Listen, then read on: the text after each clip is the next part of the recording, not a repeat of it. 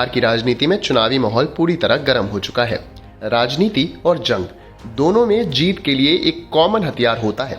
अगर सीधा हराना मुमकिन न हो तो इतना भ्रम और सस्पेंस फैला दो कि सामने वाले उसी में उलझ जाए। बिहार में अभी यही हो रहा है और मुद्दों के बीच मुख्य केंद्र में सीएम नीतीश कुमार और उनकी सरकार है। अभी हाल ही में उनके बेटे निशांत कुमार को लेकर चर्चा थी और अब जेडीयू के सांसदों को लेकर अटकलों का बाजार गर्म है। इन सब के बीच आरजेडी ने एक नया मुद्दा उठाया है, खटारा गाड़ी। इस बयान को काउंटर करने में जेडीयू और बीजेपी दोनों जुड़ गई है।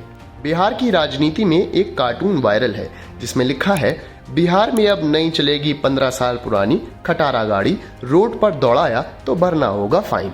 इससे तेजस्वी यादव ने ट्वीट कर बोला, जब 15 साल पुरानी गाड़ियां पॉल्यूशन की वजह से बैन हो सकती हैं तो 20 साल पुरानी खटारा एनडीए सरकार क्यों चल रही है। जेडीयू और बीजेपी ने इस पर तुरंत प्रतिक्रिया दी। मंत्री गिरिराज सिंह ने जवाब दिया कि तेजस्वी को गाड़ियों की समझ नहीं, क्योंकि वो बैलगाड़ी वाले दौर से आते हैं। उन्होंने दावा किया कि बिहार में सड़कों और इंफ्रास्ट्रक्चर का तेज विकास हो रहा है। जेडीयू के नेता संजय झा ने भी तेजस्वी पर तांज करते हुए कहा कि जब आरजेडी की सरकार थी तो थानों में खटारा गाड़ियां धक्के से चलती थी।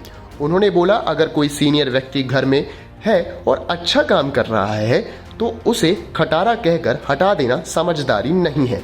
इस बीच एक नए ट्विस्ट में आरजेडी विधायक मुकेश रोशन ने दावा किया है कि जेडीयू के 12 में से 9 सांसद बीजेपी में शामिल होने वाले हैं।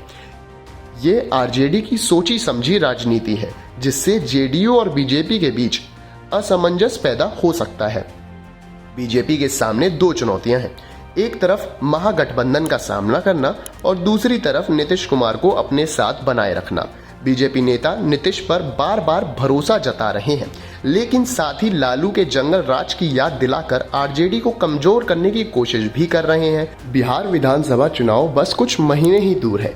2020 के इलेक्शन में आरजेडी ने 79, बीजेपी ने 78, जेडीयू ने 45, कांग्रेस ने 19 और वाम दलों ने 16 सीटें जीती थीं। अब इस बार बीजेपी और आरजेडी के बीच सीधा मुकाबला होगा और नीतीश फैक्टर एक बार फिर गेम चेंजर बन सकता है।